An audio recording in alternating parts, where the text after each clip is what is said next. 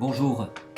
Évoquer les dents et le dentiste à travers le filtre des concepts analytiques, suivre à la trace le transfert, le phallus, la castration, voilà le voyage auquel nous invite Marie Bonaparte dans ce texte paru en 1928 dans la Revue française de psychanalyse. Un petit régal à déguster sans grincer des dents.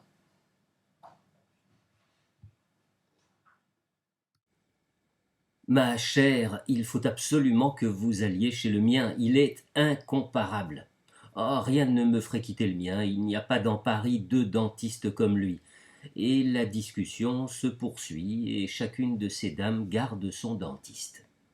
On dira, ce sont là engouements de dames, et peut-être l'un de ces dentistes au moins est-il beau garçon. Mais non, la même attitude dentaire se retrouve chez les hommes. Certes, le ton de la discussion entre hommes est différent. Il y a plus de gravité dans les voix, mais le phénomène est le même, que l'homme soit oisif, mondain, ingénieur, avocat ou même médecin. Nous le connaissons bien, nous psychanalystes, ce phénomène, et nous l'appelons transfert. C'est lui qui est en général la base de tout attachement, de tout amour. Et c'est le même sentiment d'attachement, d'admiration, de dépendance envers ceux qui, dans notre enfance, nous protégeaient, nous soignaient, qui en particulier se transfèrent plus tard aux médecins, aux psychanalystes, comme aux dentistes qui nous donnent leurs soins. Cependant, l'absence de critique inhérente à tout amour atteint, dans le cas du client et de son dentiste, à l'un de ses maximums. On rencontre en effet des professeurs à la faculté de médecine qui, liés à un médiocre dentiste par la force du transfert, perdent un certain nombre de leurs dents avant de se résoudre à le quitter. Mais quand le client s'y résout enfin, alors le dentiste abandonné, éclairé du jour cru et impitoyable du transfert positif porté à un autre, apparaît soudain comme un dieu déchu. Certes, le successeur contribue pour sa part activement à cet éclairage. Les dentistes, entre eux, semblent appliqués à venger la critique trop négligée par leurs clients. La moindre faute, la moindre divergence, le moindre attardement, surtout dans la technique du prédécesseur, seront révélés au malheureux client, et celui-ci, dégrisé, ploiera sous le regret d'avoir si longtemps, dans son amoureux aveuglement, laissé massacrer ses mâchoires. À ces phénomènes, il est une base de réalité. La technique dentaire, dans ces dernières décades, ces dernières années, a subi une évolution rapide, et il est aisé pour un dentiste, surtout qui ne travaille pas en Amérique, de se laisser dépasser. De plus, on ne saurait exiger des clients, fussent-ils médecins, d'être au courant de tous les perfectionnements de la technique dentaire et, par suite, de porter des jugements de valeur sur leur dentiste au cours de leur traitement. Mais il n'en reste pas moins que l'engouement régulier du client pour son dentiste, puis son dégrisement, tout aussi habituel après qu'il l'a quitté, constitue un petit problème psychologique digne d'être étudié. En psychanalyse, on entend souvent qualifier le dentiste de castrateur. Certains rêves, certains fantasmes, où il apparaît menaçant, brandissant le davier, semblent lui valoir justement ce titre. Par ailleurs, l'observation ethnographique nous l'apprend.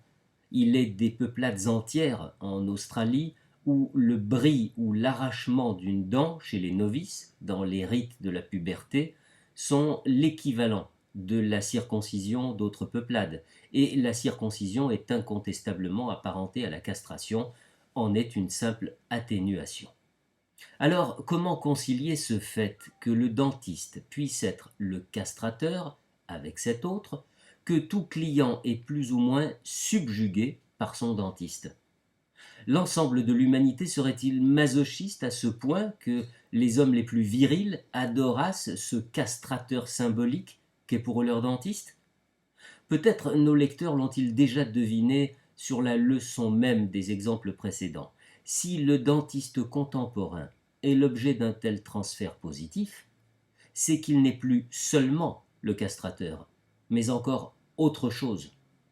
Ce qu'il est devenu, la comparaison entre l'attitude du client envers le simple arracheur de dents des foires ou envers le dentiste de nos grandes cités le fera comprendre.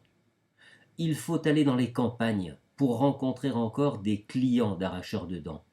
J'ai eu l'occasion d'interroger au cours d'un séjour dans le Midi le fils d'une victime d'un arracheur de dents.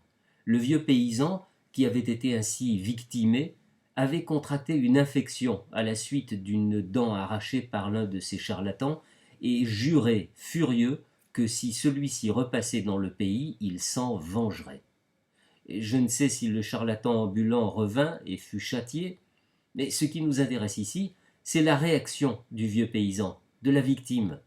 Or, souvent, me dit-on, la réaction des victimes était analogue. Le client de l'arracheur de dents ne restait pas fixé par un transfert positif à son bourreau.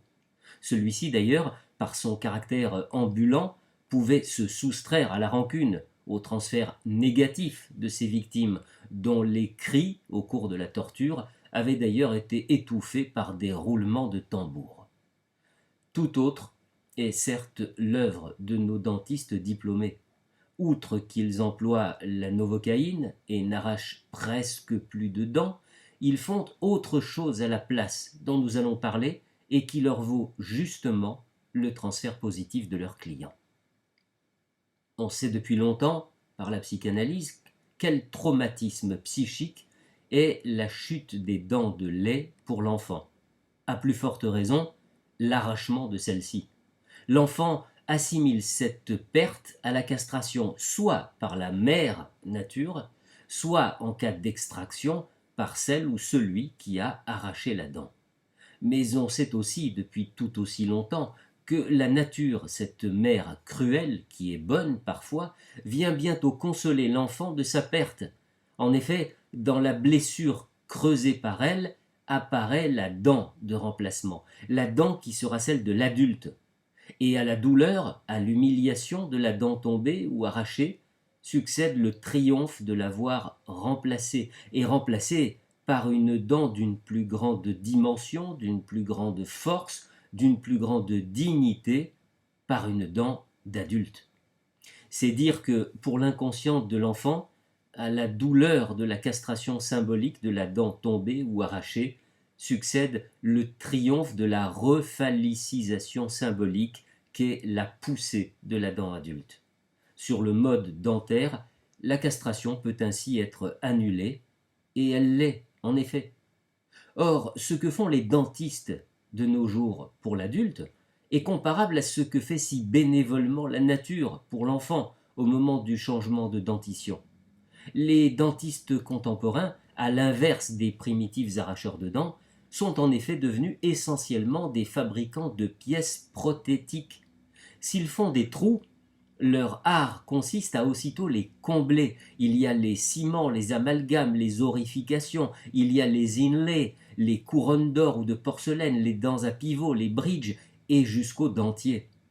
Le castrateur, dans le dentiste contemporain, est si largement recouvert par le refallisateur qu'il disparaît presque au-dessous. Il suffit d'observer la satisfaction narcissique profonde de tout client à qui son dentiste vient de poser un inlay bien adapté, ou mieux encore, une dent de porcelaine bien ajustée et simulant parfaitement une dent naturelle. Outre le plaisir fonctionnel et rationnel de manger, de mâcher sur une surface ferme et polie, il y a le plaisir de se sentir redevenu entier, de découvrir à son miroir, dans le dernier cas cité, une rangée de dents intégrale et parfaite où la veille manquait un chaînon. Je me souviens d'un petit garçon que je connais bien et qui un jour, à 4 ans, se coupa le tout petit bout d'un doigt dans une portière de chemin de fer. Il criait, montrant son pauvre petit doigt mutilé et tout saignant, que le médecin m'en remette un autre. Or, c'est justement ce que le dentiste moderne fait pour les dents entamées ou perdues.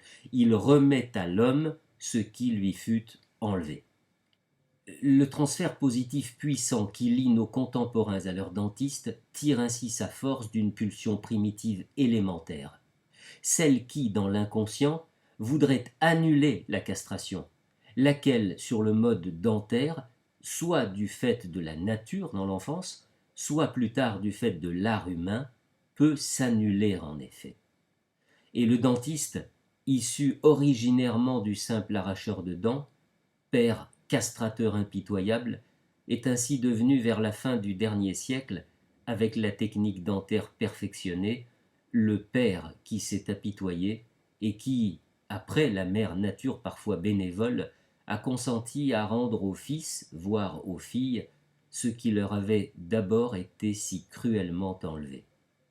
Mais quand, sous l'influence d'une technique mal en main, d'un manque trop flagrant à refalliciser, un dentiste a été remplacé, dans la confiance de son client ou de sa cliente, par un autre, il déchoit alors en grande partie au rang de l'arracheur, du destructeur de dents primitifs, et se charge rétrospectivement pour son ex-client d'un transfert négatif souvent très fort.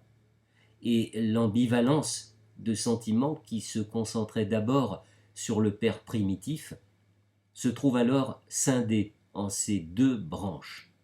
Au premier dentiste, à l'abandonné, au renié, qui ne sut pas suffisamment conserver la substance de son fils ou de sa fille, va la rancune, voire la haine que s'attire la castration. À son successeur, qui draine vers lui tout l'espoir de la refallisation, va un flot montant de confiance, d'attachement, voire d'amour.